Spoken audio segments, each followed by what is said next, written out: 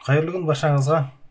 Бүгін біздер Рубик текшесін құрастырып үйренуді жалғастырамыз. Яғни үшінші қадамды үйренетін боламыз бүгін.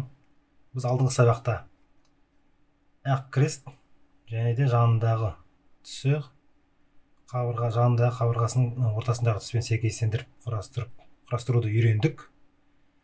Бүгін үшінші қадамды үйренетін боламыз. Үшінші қадамның мақсаты бұл бірінші қабатты толығымен құрастырып үйрену. Яғни бірінші қабатты толығымен құрастырып шығу үшін ақ түсті үнемі астына қаратып ұстаймыз. Жалпы құрастыру барысында ақ түсті үнемі астына қарап тұрады. Ендеше бастайық. Біздер қарасақ, ақ крест, яғни ортасында қабырғалары келіп тұр. Ақ түсті бізге ендігі орнына қоятын бұрыштарымыз ақ түсті болу керек. Яғни төрт жағындағы төртбұрышы өзінің орнына әкелсек, сонда ғана бірінші қабат құралады. Ол үшін не істейміз? Ол үшін жаңа ақ түсті төмен қаратып ұстаймыз. Сосын үстіңгі бөліктен, үстіңгі қабаттан ақ түсті іздейміз. Ақ түсі бар бұрышты іздейміз. Мына ортасындағы қабырғалар емес, төрт бұрышындағы, яғни бұрыштардан ақ түсі бар бұрышты іздейміз. Мысалы, мына бұрышта ақ түс жоқ. Бұл бізге қажет емес. Келесі бұрышты қарайық. Яғни мына бұрышта ақ түсі бар. Оны тауып алғаннан соң, бұл ақ түсі тауып алғаннан соң, жанындағы ақ түспен бірге тұрған түсті қараймыз. Мысалы, екінші жағында көк түс тұр, мына жағында қызғылт сары түс тұр. Бұл бұрыштың өзінің орнына апару үшін осы екі түстің ортасына әкелуіміз керек. Енді қарайық. Бұл мысалы дәл қазір өзінің орнында тұрған жоқ. Себебі көк түс сәйкес келгенімен жанындағы қабырғаның ортасындағы түс мына түспен сәйкес келмейді. Ортасындағы түс қызыл түсте, ал мына бұрыштың жанындағы үшінші түсі қызғылт сары. Яғни ол өзінің орнында тұрған жоқ деген сөз. Ол үшін не істейміз? Бұл бұрышты өзінің орнына апару үшін мына астың екі қабатты бұрай отырып, екі түстің ортасында әкелуіміз керек. Мысалы, бұлай бұрайтын болсақ, жасыл мен қызыл, мына бізде көк пен қызғылт сары. Яғни бұл дұрыс келмейді деген сөз. Бұл бұрыштың орны емес деген сөз. Тағы да бір айналдырайық. Қызғылт сары келді, бірақ жасыл түс пен көк түс келмей тұр. Тағы да бір айналдырамыз екі қабат қатарынан. Мінекей, көк түс бар, қызғылт сары бар. Яғни осы екеуінің ортасында тұрса, бұл бұрыш өзінің орнында тұр деген сөз. Тағы да бір айта кететін жайт, жаңағы төменге түсіретін бұрышымызды үнемі оң жақ бұрышқа алып келеміз. Оң жақ жоғарғы бұрышқа алып келеміз. Мына жерге емес, оң жақ бұрышқа әкеліп қоямыз. Сосын жаңағыдай астыңғы екі қабатты бұрай отырып, яғни түстер сәйкестендіріп қоямыз. Ендігі мақсат осы бұрышты мына астына түсіру. Яғни бізде ақ түс бар, сол ақ түсті астына түсіру. Сол кезде өзінің орнына келеді. Ол үшін не істейміз? Ол үшін біздер пиф-пафты жасай берсек, ол өзінің орнына келеді. Пиф-пафты білмеген жаңадан қосылған жандар болса, мен жоғарыда сілтеме қалдырып кетемін. Бірінші қадаммен бірге пиф-пафты үйреткен болатынмын, қалай жасау керек екен, оң жақпен, сол жақпен, соны қарай отырыңыздар. Содан үйренуге болады. Ендеше пиф-пафты жасаймыз. Енді неше рет жасаймыз? Ол үшін біздер мына ақ түске үнемі қарап отыруымыз керек.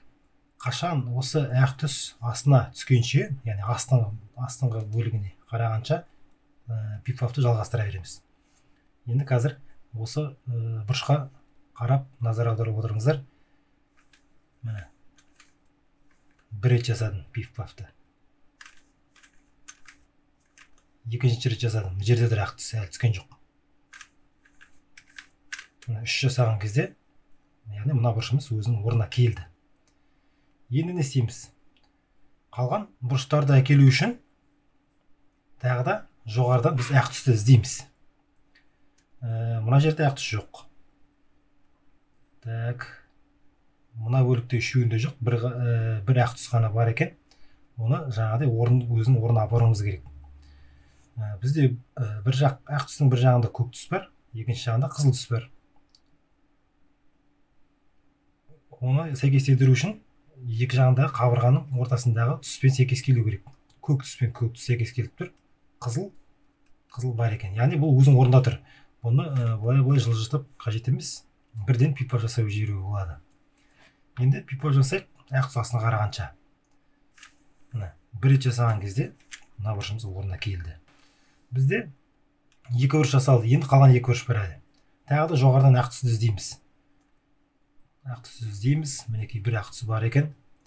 Бұның түсі, екінші қалған бөлігіндегі түсі жасыл және қызғылт сары. Бізде қызыл мен көк, яғни бұл орында тұрған жоқ. Бұны сәйкестендіреміз. Қызыл, жасыл болды. Бізде бір жағы қызғылт сары, яғни бұл келмейді. Бұл бұрыштың орны емес деген сөз. Тағы да астыңғы екі бөлігін қатар бұрайық. Осы жолы келді. Қызғылт сары және жасыл.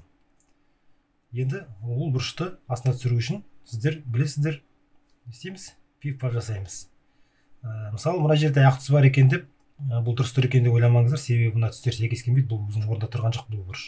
Бұл бұрыштың орны басқа жер. Бұл жерге мына бұрыш түсу керек. Яғни міне бір жағы қызғылт сары, екінші жағы жасыл. Пипап жасайық. Бір жасаған кезде бұл орнына келді. Енді астына қарасақ, барлық бұрышы құралды, тек бір бұрыш қана қалды.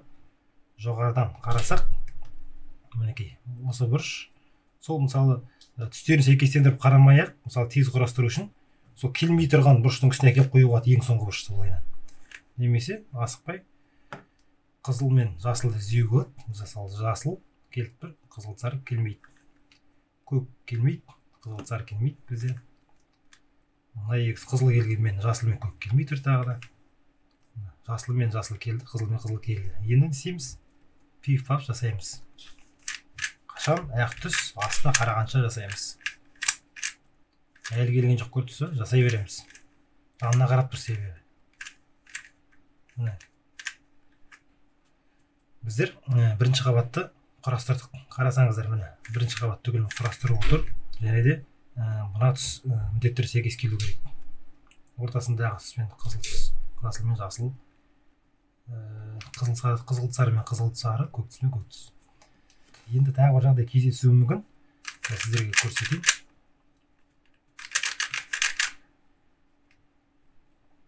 Мысалы, құрастыру барысында жоғарыдан сіздер ақ түсі бар бұрышты іздедік дейік.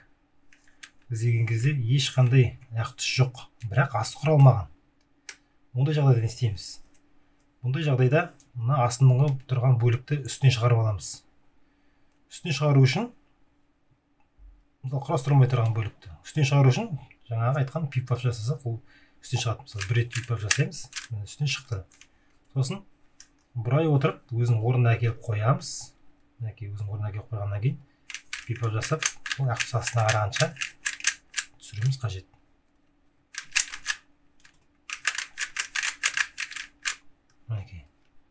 Ендеше бүгінгі сабағымыз аяқталды. Назарларыңызға көп рахмет. Келесі 4-ші қадамды қарай жүріңіздер. Арнаға тіркеліңіздер. Қоңыраудың суретін бассаңыздар, қалған қадамдар қай уақытта шыққанын барлығын дер кезінде көріп, уақытында үйрене аласыздар. Рахмет.